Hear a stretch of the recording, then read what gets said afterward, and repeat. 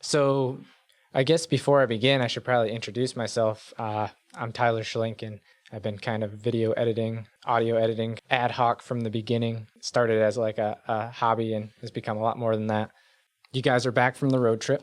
I'd like to keep this unscripted and just have a conversation where basically let everyone know, how the trip came to be, some cool stories from the trip. Of course, the Elon story and whatever you can say from that. Talk amongst yourselves and remember all the fun times, remember all the bad times, and let's just do a quick summary. So let's start by introducing Cory. Cory Steuben is the president of Munro & Associates. I've known Cory for about 1 million years. He came to work at Munro & Associates as a intern. Initially, I didn't care for him, but he worked out, and now he's the president. Cory is the inspiration behind getting us into YouTube. There were other people who attempted it. Didn't really work out well, but Cory made it happen. So I think that with that, I can say, Cory, anything else that you want to add to that? Thank you, Sandy. It's been a great 15 years, and the YouTube channel has been quite a ride. But I actually want to focus on how this road trip came to be.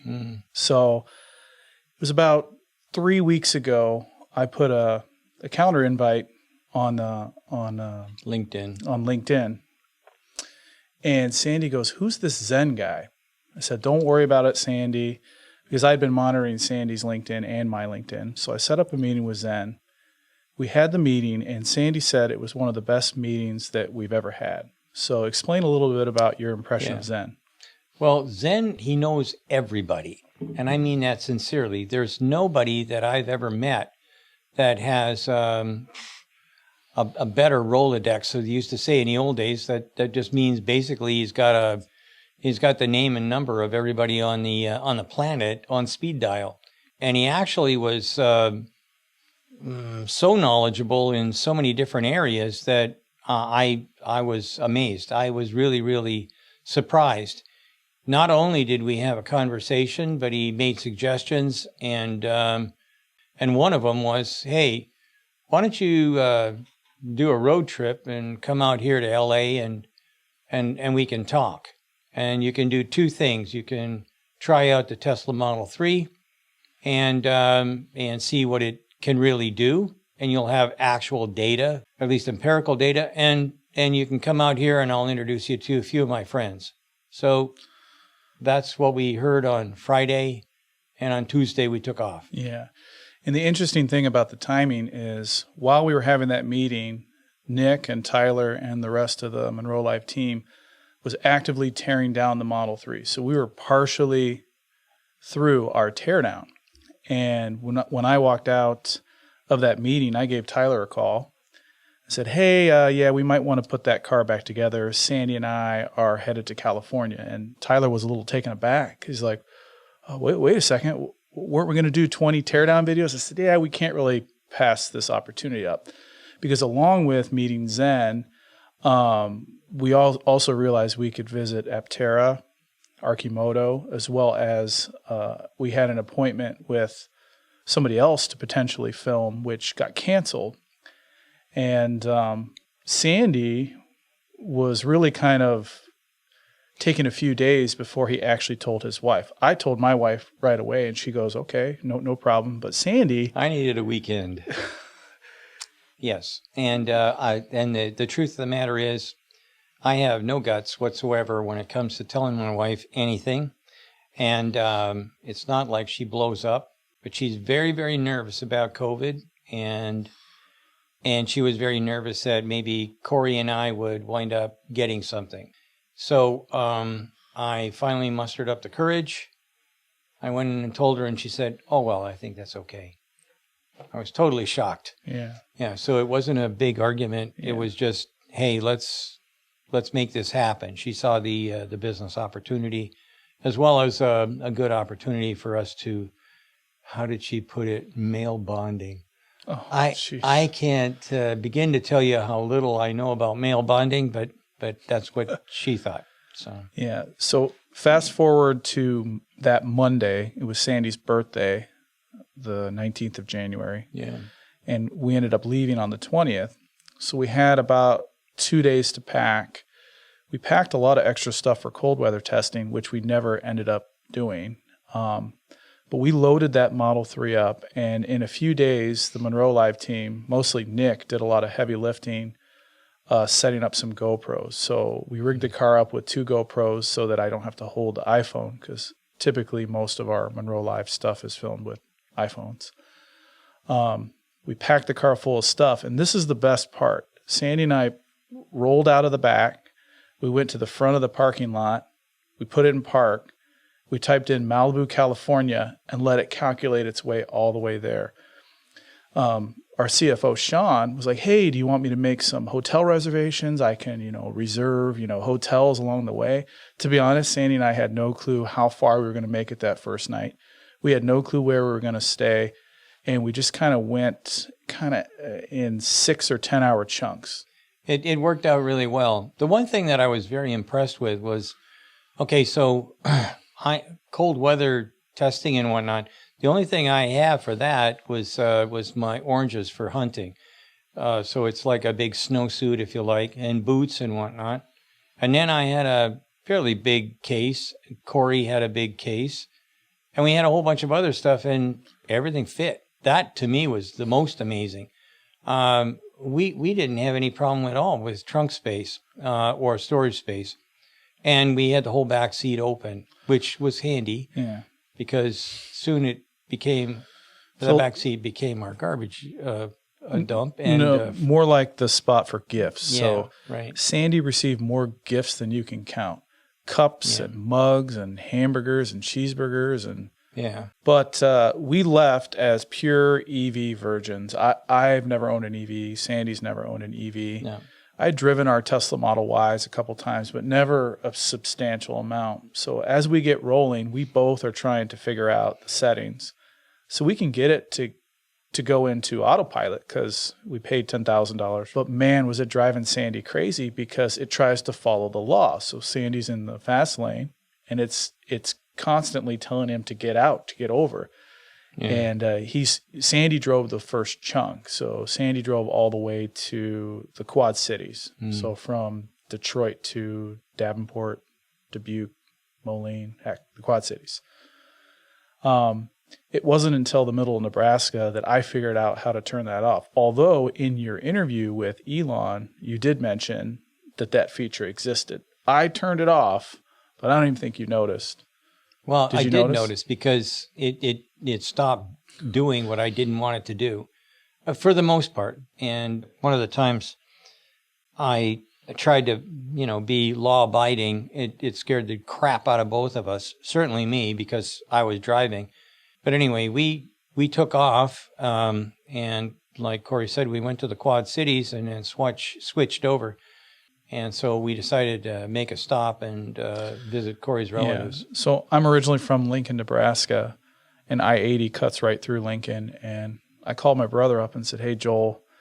But that actually caused us to take a 30-mile detour in Lincoln, Nebraska. So the system for Tesla carefully predicts how far you're going to go between superchargers. And that had us charging in northern Lincoln, Nebraska. And my brother lives on the, halfway down on the east side of the city. So by the time I got to my brother's exit, it said 34 miles. And I'm like, this is fine. We drove to my brother's, sat in the parking lot. But by the time we got rolling back to the charge station, we're below 10. I think we rolled up 9 miles left. And that didn't really worry us that much. But from a range anxiety perspective, it was cold. It was midnight. We were in a city, but nothing will compare to Kalmouth Falls to Reno. We'll get to that. That's later. Near the end. Yeah, but at the end of the day, I didn't feel at all uncomfortable. I mean, it's not like we were in Never Land. I didn't see any problem whatsoever. So, Lincoln's a big town. If we got into trouble, big deal. We just get a hotel room and then get a tow truck or something to take us to where we needed to take us. But we didn't do that. Basically, we just plugged in, charged up, and took off. Yeah. And at this point, we had no appointment with Mr. Musk. No. That was not something that we had planned when we left. And we had yet to release a road trip video. So at this point, we were in western Nebraska, unbeknownst to most people. Tyler and Nick were releasing and editing teardown videos on Monroe Live. That next morning, we wake up, I walk out to the car, it's sunny, there's like a John Deere tractor in the background. I said, Sandy, this will be perfect. Let's just film a short little few-minute thing saying, hey, we're on a road trip. And I held my phone up, I mic'd him up, I filmed it, it was a little windy. And as we get rolling, I pumped that up to YouTube, and I think I released that in the middle of the day. It had a decent amount of people, caught onto that. Yeah. And we had a lot of traffic being driven to Monroe Live because of our detailed teardowns, which were quite popular. And Tyler did a great job of editing, I think, Sandy's first impressions. And then the second episode was, I don't know, Tyler, what was that? I believe the second episode was the Under the Hoist was number 2. The third one was your classic I Hate the Frunk video. Yeah. Which we figured out how to fix. And Sandy tested and tried probably a dozen people's frunks while we're on the trip, and all of them closed easy. Yeah. But almost all of them figured out that you give, you just screw it in basically either a full turn or a half turn, and everything works fine. So. Yeah, and at this point, we're already almost past Nebraska, and we had ran into one fan, a man in Iowa, in the middle of Iowa. We were at a Come and Go, interesting name for a gas station. I'm from Nebraska, so it's not that foreign to me. And that guy, we thought it was a fluke until we started stopping along the way. Well, you scared the daylights out of me. I never had anybody come up and knock on my window. I was texting something, and all of a sudden I hear the on my window, and I about peed my pants. I look up, and he smiles and waves at me and rolls the window down and says, "Hey, hi. I watch your Monroe Live videos and on and on and on, and I didn't know you were coming here." And I mean, he was really enthusiastic. So on day 2, we take off from western Nebraska. We're headed to Colorado. We knew a few people in Colorado. Mr. Scott Hoffman worked at Monroe for 3 or 4 years, and he did a lot of directing of the early Model Y teardown. So he was an integral part to that. So we ended up getting to Denver late afternoon, 4 or 5 p.m., and chatted with Scott for about an hour. And then that's where you saw the new Model 3. So you mentioned this to Elon. Yeah. How beautiful that Model 3 was. Yeah, it was spectacular. I don't care who the car company is. Anybody would be proud of the fit and finish to that car. Inside, outside. I didn't crawl underneath it at all, but I'm telling you what, that thing was spectacular. I was really, really pleased with what I saw there. If every car came off the assembly line like that one, Tesla would have eaten the competition. I wish we would have had that. If we would have had that, well, maybe not, because then the Tesla haters would have been burning our building down or something. Yeah. It's amazing how the tide is turned with the short sellers and things like that. So all of the moderate flaws that we saw on ours, particularly the paint drip on the right mirror and the close gap on the right side, were non-existent on that Model 3. Another thing that was interesting, it had the new headlights. So although we got a 2021, we had the old headlights. So I don't know if we just didn't wait long enough, but ours was delivered December 29th, 2020, even though it was a 21 model year. Right. It would have been nice to see what those headlights were like. But one thing I did notice is that I got flashed a lot with oncoming traffic on a 2-lane highway because the lights were so bright, even though my brights were not on. I don't know, Sandy, did you? Yeah, I got the same sort of treatment. And after we hit the garbage can and the deer, I thought maybe it was the fog lights that were the problem, but we got that actually before we got to the mountains. And believe me, when you turn on the brights in that car, they turned their brights on and never turned them on again. But those light, maybe the headlamps are not adjusted properly or something. I'm not sure, but certainly people were unhappy that were coming at us with the normal lights. Even with the low beams on. Yeah. There is a way to adjust the lights, but I looked at where the cut line was, and maybe we have some footage at night that shows it.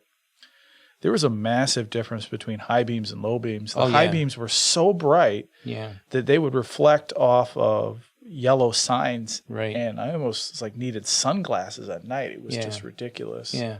I drive an old, 2009 GM product, and I can't even tell when my lights are on or off. I mean, I don't even, they're almost non-existent. They're just not bright. Yeah.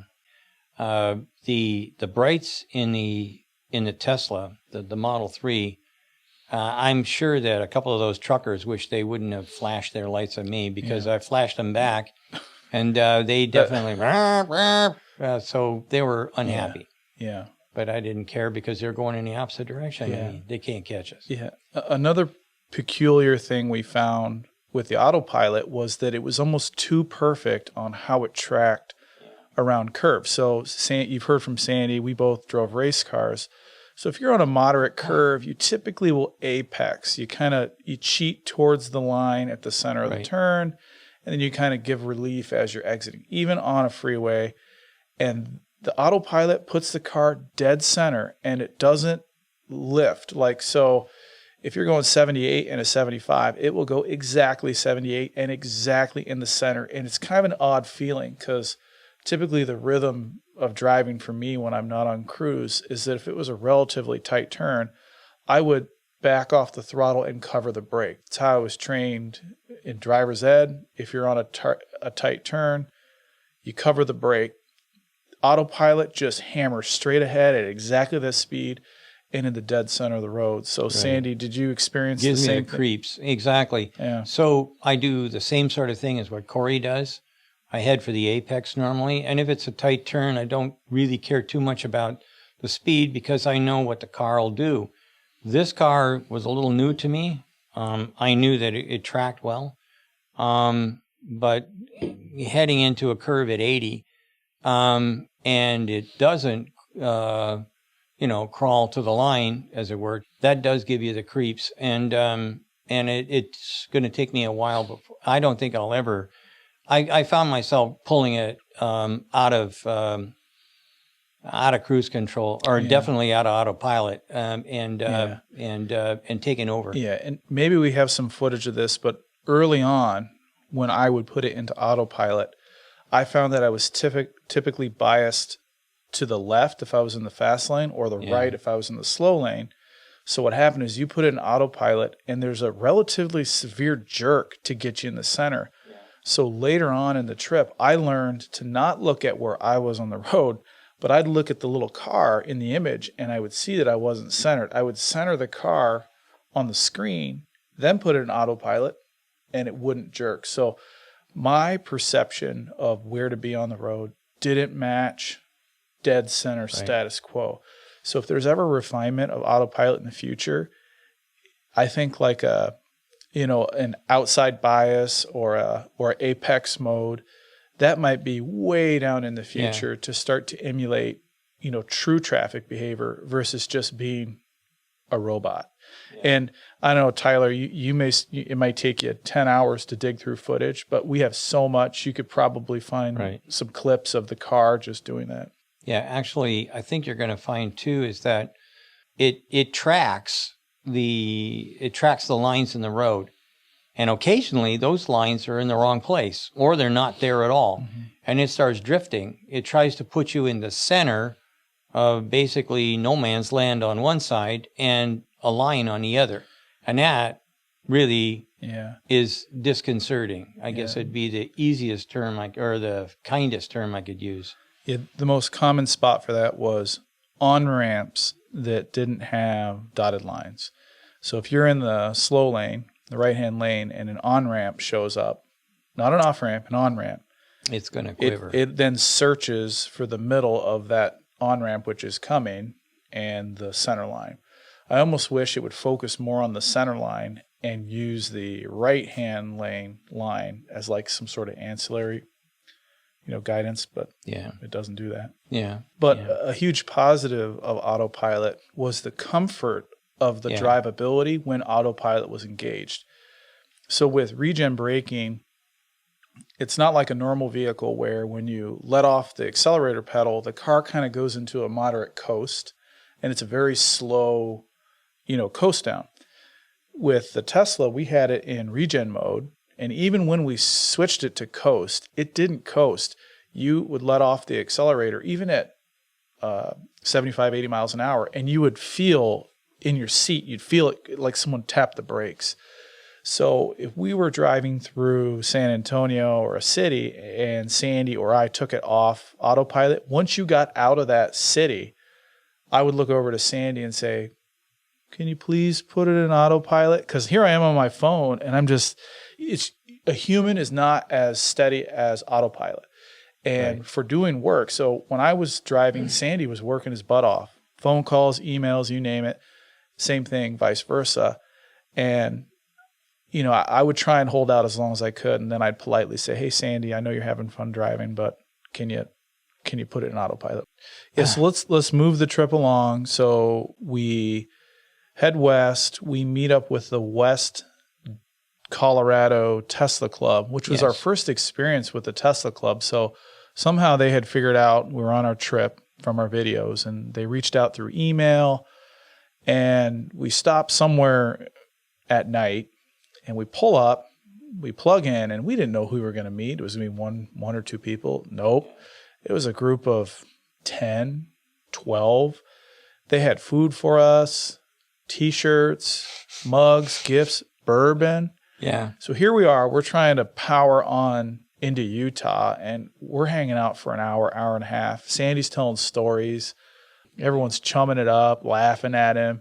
And then we had to leave. It was fun. And we were at a hotel. We could have so easily said, give me a room. But we forged on to eastern Utah. So we did one whole more charge. And I don't know where the heck we were in Utah, but it was in the middle of nowhere. But now it's daytime. It's perfectly bright. And we get rolling, and Sandy's jaw is just dropping. Because it's beautiful. We're, on I-70, headed to Las Vegas, and man, that I recorded almost the entire day on the GoPros. We were just beside ourselves, and we did stop at that one overlook. We did a short video of Sandy standing there. That was spectacular. This is the first time ever in my whole life where I was driving and actually got a chance to see what was going on. I was blown away by Autopilot. It's the only time that I felt comfortable enough. Once I figured out that's when Cory made the change and whatnot, and I could stay in the left-hand lane, I felt comfortable enough that I was looking at the scenery for the first time in my life. I was trained to watch the lines. That's it. You don't look this way, that way. Somebody wants to talk, let them go ahead, but I'm not gonna move my head at all. And so now what I'm doing is I'm looking at the mountains, looking at these canyons, looking at everything. And quite frankly, if I was doing this in a normal car, with normal seats and without Autopilot, I'd be exhausted after a few hours. But the seats and the Autopilot made it enjoyable. We stayed up late and stuff like that, but we weren't exhausted. We weren't fatigued. We didn't stop in Vegas. We just charged there. So we drive into Malibu. At this point, it's Friday, correct? It's Friday. Yep. So Zen lives in the hills of Malibu, overlooking the ocean, and he works for Faraday Future. He's among others. Yeah, he's an advisor of sorts. Yeah, and he helped them with their SPAC. So Faraday Future raised, I think, $3.4 billion. And he was instrumental to that funding effort. So on Friday, Sandy and I, we got a nice tour of Faraday Future. And we did do some filming there. I'm still waiting on permission from Zen as to when we can whip up that footage and get that on the channel. But that's probably going to be maybe in a week or so. After Faraday Future, we head down to San Diego to meet with Aptera. They were kind of shut down, but we did get a chance to meet with the two CEOs. Mm-hmm. And look at the car. Look at the car. So although we did do a video with Aptera, I think 3 or 4 weeks before our trip, we got to see it in person. So it was impressive. And they were also working on a new battery design as well as some new electronics. So I got some insight into where they were headed. So that was kind of impressive. I think that Aptera has got lots of irons in the fire. And I believe that the solar panel system that they've got, I mean, who'd want to buy anything else if you're looking at living in a sunny area, you'd never have to charge. So I think that the project that they've got going on is going to have lots of legs. There's no question in my mind about that. Yeah. So after Aptera, we decided to head up to Fremont, partly because I wouldn't say we were trying to attract attention from Elon. Well, we got invited by the Fremont. Oh yeah, Tesla you're Club. right. So the club from Fremont, Tesla owners of Silicon Valley. Yeah, that's right. Yeah. The Tesla owners of Silicon Valley, but that Tesla group, each Tesla group we met got bigger and bigger. So Denver was about 10 people. LA, really it was Malibu, it was maybe 20, 25. And the Silicon Valley Tesla group, we thought it was in the middle of a work day. It was not, was it Monday? It was. So I'm like, maybe a couple people show up. There were people there a half an hour early, showing us stuff, showing us their cars. Showing us the inventions they came up with. Yeah. I mean, one guy had, his name was Tony. He invented a front license plate bracket that didn't require you to drill holes through the fascia. So you could pop it on and you could pop it off. It had like some sort of cam lock feature. Yeah. Because it doesn't look good. So if you show up at a car show, you don't want that dang license plate on there, off it goes. Yeah. Then, well, actually, he asked us if we could help him out a little bit. And we got a lot of presents, and we figured we could do something back. So Al Steyer actually redesigned his product a little bit so that it was a little bit less expensive and probably a little more reliable. It'll lock a lot harder with a single cam design that Al gave him. So at this point, it's Monday at noon. Sandy and I had just ridden with Silicon John in full self-driving beta. Right. We're not going to rehash that because we did a full video on that. And so we get rolling. We're headed to Eugene. And this is a long hike. So we're in Northern California. We're in the Bay Area, but Eugene is still 9 or 10 hours away. And at this point, we still had no idea we were going to meet with Elon.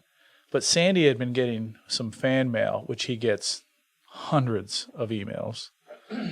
And it was a guy with a Gmail email address. We won't say his name. No, we won't. He's like, hey, I can get in contact with Elon's assistant. This is her name. Do you want me to do that? So Sandy just said, yeah, sure, why not? Lo and behold, we get the contact information for Elon's assistant in Texas. And so we're crafting these texts together because, I'm like, Sandy, don't blow it, And so he's crafting the text and we send it. And we're like, waiting. Hopefully she responds. And right away, this is like late at night. Yeah. And it boiled down to, because of the scrub of SN9, which was supposed to launch like early that week, it got scrubbed to Wednesday. That meant Elon was staying in Texas through Wednesday. or even Thursday or Friday. Yeah, Thursday was whatever. Yeah. So we were given 3 options, Thursday or Friday in Brownsville or Monday in Hawthorne. So here we are we're in Eugene, Oregon. We did visit Arcimoto. Yeah. Said hi to Mark and Jesse from Arcimoto. Got a chance to drive the new versions. Yeah. Quick visit. We couldn't enter the buildings because of coronavirus protocol, but we at least were able to look in some of the garages and see their setup. Quite impressive. And we head out of Eugene a little early. I think we wanted to get out of there. We wanted to get out in an hour, and we did. It was right on time. Minutes. Yeah.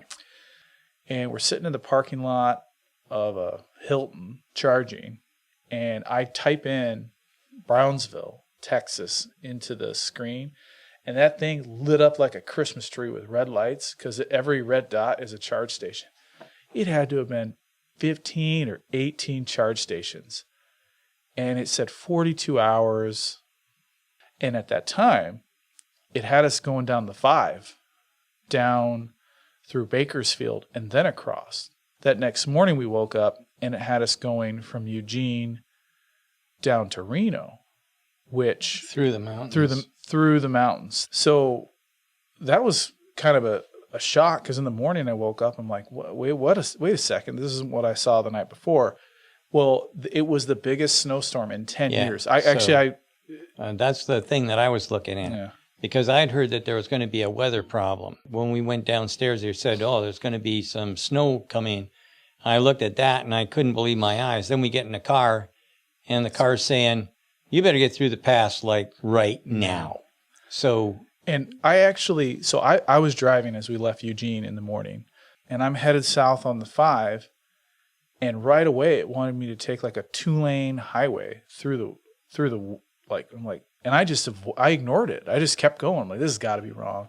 Nope. Lo and behold, I had to make a U-turn. And from Eugene to southern Oregon, oh my God, there was nothing. And it was snowing, and we barely made it through the pass. And all the signs were flashing that said, chains required. Yeah. Put your chains on. And cars were pulling over, putting chains on. And Sandy and I are like, nah. When it was my turn to drive, my foot was pushing it in. It was like 55, and I was going 80. I was scared shitless of the storm. So we had just kind of gotten going, and these are 2-lane highways, like 1 lane each way. There's an accident, and then we're just sitting there. Yeah. Remember that? There was a truck that flipped over in the ditch, and we're like, we're not going to make it. We're not going to make it. But we did. Yeah. So we go from Eugene to Klamath Falls. In Klamath Falls, we let it charge all the way up because that was a long stretch from Klamath Falls to Reno. And this is where I hit the deer. And this is where it got really hairy at night, because there's signs that would pop up that said, next service, 89 miles. It was dark. There was no lights, no crossroads. And you drive for 15 minutes before you saw a car headed the opposite direction. But it wasn't a car. It was a plow truck from Nevada coming to help the mountains out. So I barely hit the deer. That was really a non-event, besides the fact that the crash sensor broke off. And the car kept telling us to drive slower and slower. At first it said, you need to drive under 75 or you're not going to make it. Then it said, drive under 65 or you're not going to make it. Then it said, drive under 55 or you're not going to make it. And I'm going 50. And now I get on an interstate. I don't know what it was, interstate whatever. And I'm putting the pedal down, and it's just not going.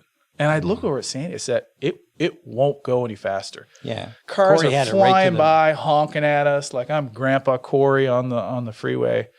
And the car knew. Yeah, the car knew we had to make it, but it didn't tell me that it was in reduced power mode. I watched another YouTube video. I think it was on Car Wow, where they took 6 or 7 EVs and they took them on a trip until they all died. And most EVs will tell you it's in reduced power. They'll just tell you. Ours didn't. No. We get to Reno, plug in, and we made it. Like 12 miles left, so not as bad as Nebraska. And then, but a lot more scary because the storm is still coming. Yeah. And so after that, we moved on, and that was our excitement in Reno. from there, we forged all the way on to Tucson. Right. And now we thought we had plenty of time to get to South Texas. But little did we know that we were going to drive the entire way from Tucson through New Mexico, through all of West Texas, through San Antonio, and then all the way down to Brownsville in one straight shot. And we realized it was actually critical that we did that because we got to South Padre Island, where we stayed, Brownsville, at 6:50 a.m. on Friday. Right. And we interviewed Elon at 7 p.m. that night.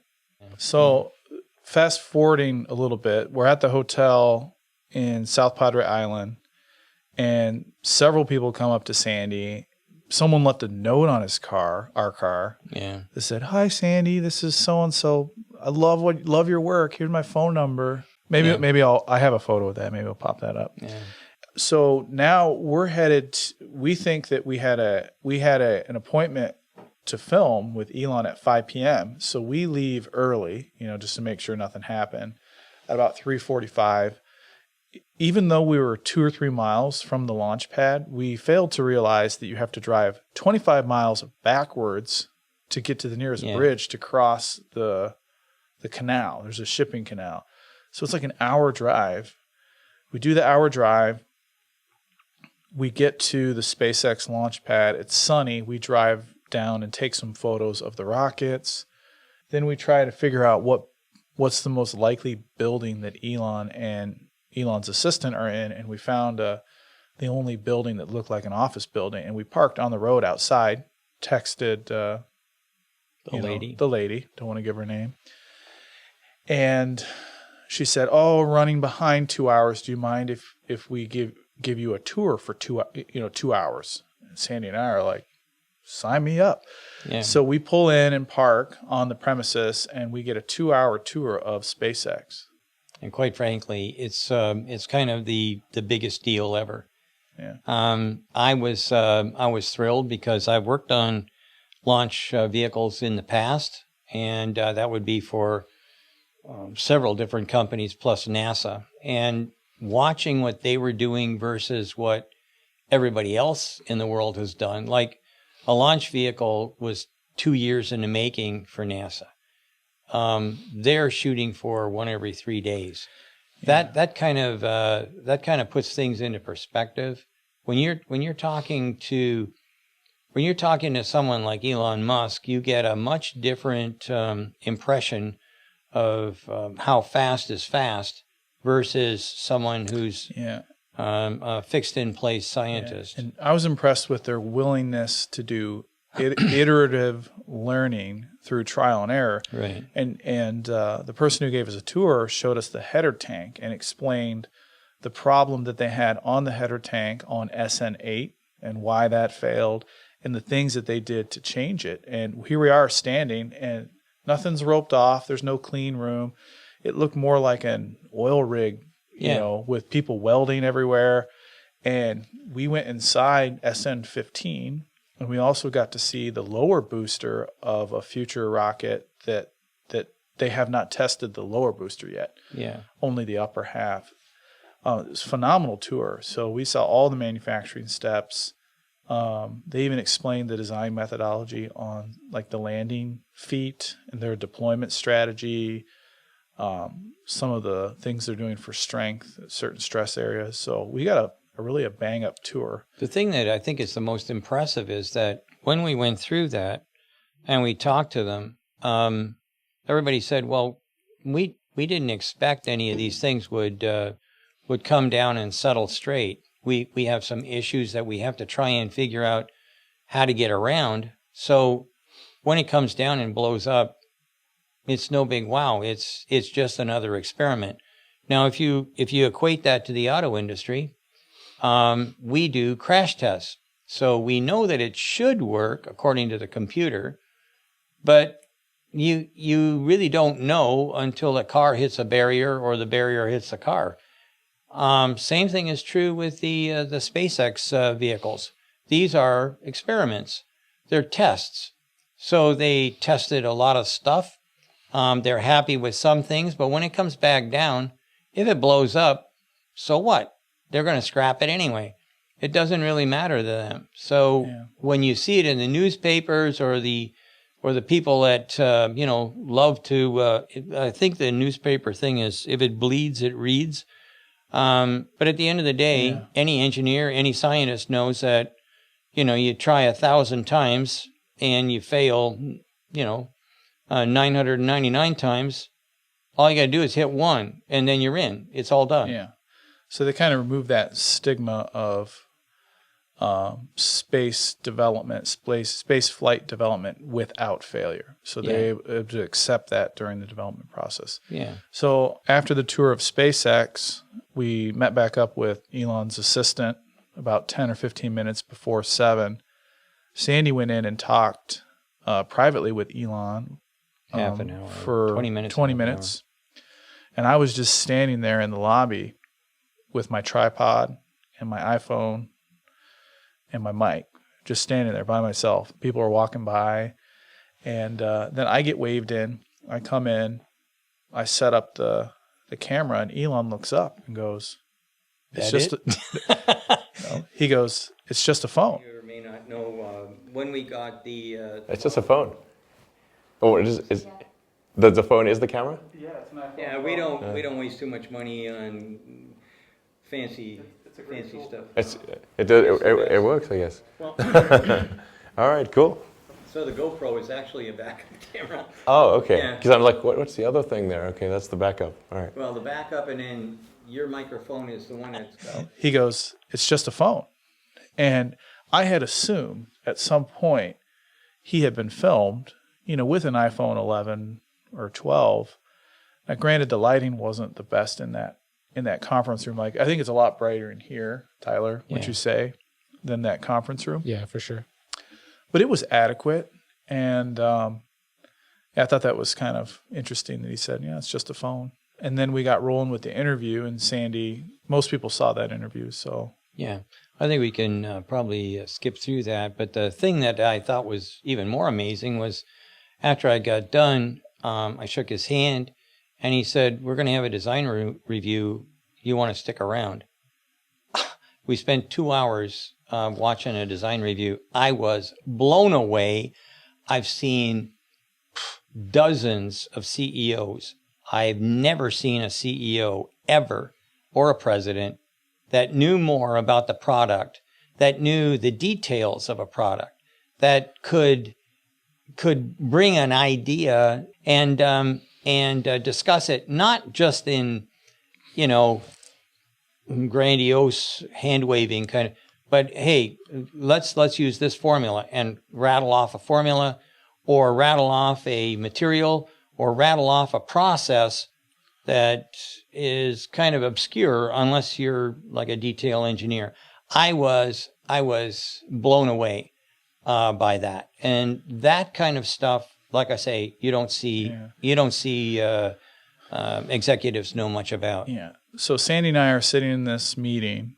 We're about 2 hours into the meeting after the interview. It's 10:30 or 10:45. 10:35. I look over at Sandy, and we're remaining quiet, and we hadn't eaten dinner, and we had almost no sleep the day before. And I kind of mouthed to Sandy, "Do we just leave?" And we did.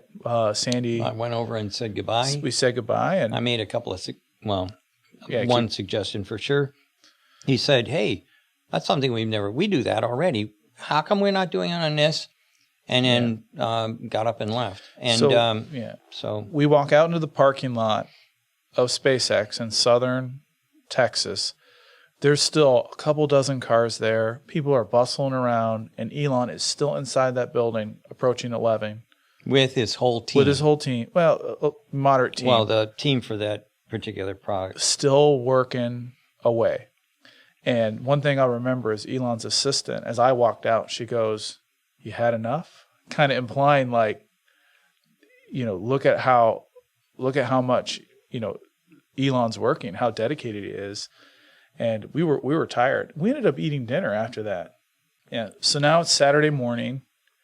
We're headed home, and Sandy and I put, Detroit, Michigan in, and it was 12 or 13 charge stations. It said 36 hours, and we never stopped. We did a straight shot home and got back to Michigan at 9 p.m. Sunday.